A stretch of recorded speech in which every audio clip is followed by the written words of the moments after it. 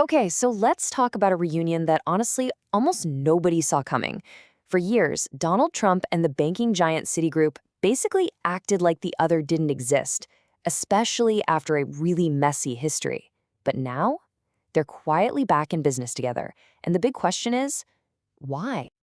To really get why this is such a big deal, you have to remember the climate after January 6th. All the biggest banks in the country, one by one, publicly announced they were cutting ties with him. For a good while there, his money was pretty much toxic on Wall Street. So, what gives? What changed?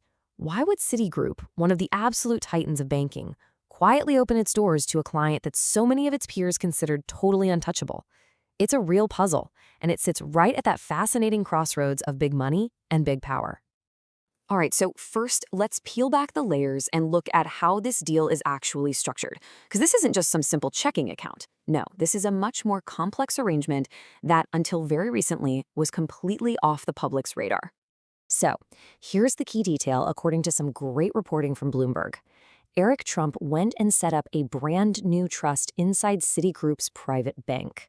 And let me be clear, this is not one of the family trusts we've all heard about for years.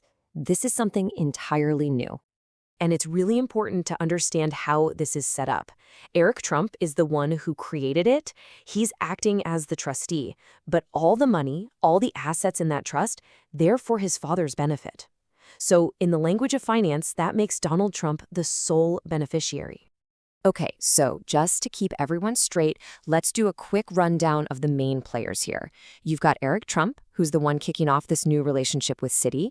You've got his father, Donald Trump, who's the one who gets the financial benefit. Then, at the very top of the bank, you've got CEO Jane Fraser.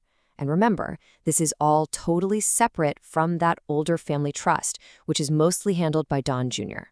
So, why the complete 180 from the banks? Well, the first part of the answer is pretty simple. Money. A ton of it. The Donald Trump of today is a fundamentally different client than he was just a few years back. I mean, you have to understand, his financial world has just been completely turned on its head. Since he kicked off his second presidential run, his personal fortune hasn't just grown a little, it's more than doubled. A rapid rise like that completely changes how attractive you are to a private bank.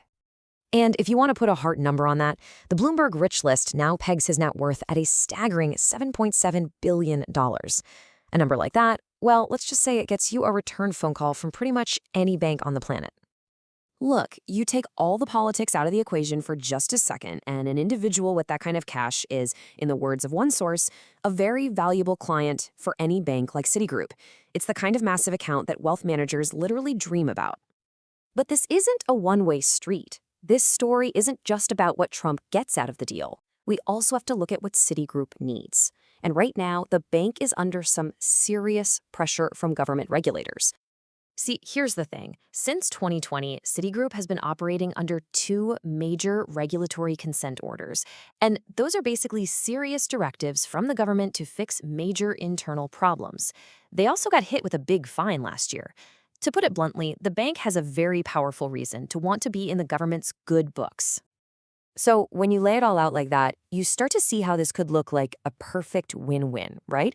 On one hand, Trump needs a top-tier bank to handle his exploding fortune. On the other, Citigroup could really, really use a friendlier relationship with government regulators. Now, to be crystal clear, no one is suggesting some explicit quid pro quo deal here, but you can't help but notice how neatly their interests seem to align. And it's not like this is all happening in the shadows. We're seeing signs of this warming relationship right out in the open. For instance, Citigroup CEO Jane Fraser was one of only two American bank CEOs to go to a recent UK state dinner with the president. And get this, she was seated right next to a top White House official. That's the kind of high-level access we're talking about.